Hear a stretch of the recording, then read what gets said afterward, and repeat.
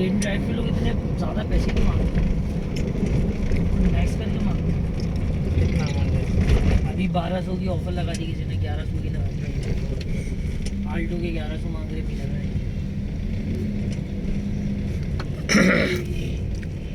मैंने तो हमने 900 मांगे, हम मांगे ज़्यादा मांगे,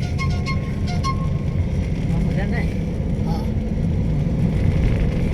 तो योंगो पे लगते हैं 720 700।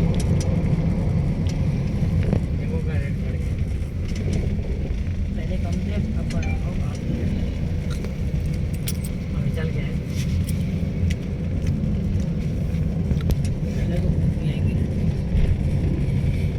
अब इंटरेस्ट योंगो ही सही है, योंगो तो अभी भी कम है। अभी 770 में हम आए थे करोला में, करोला के देखो इसमें तो ये आती ऑल्टो है बिना बड़ी गाड़ी भी है। बड़ी गाड़ी। ये ऑल्टो से ये तो बड़ी बहुत है। बेस्ट है। ये खुली है। ये तो इतनी बिल्ड क्वालिटी, मजबूती, इसकी मजबूती ज़्यादा है।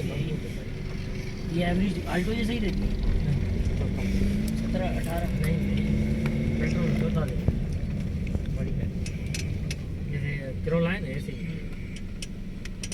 मजबूत है।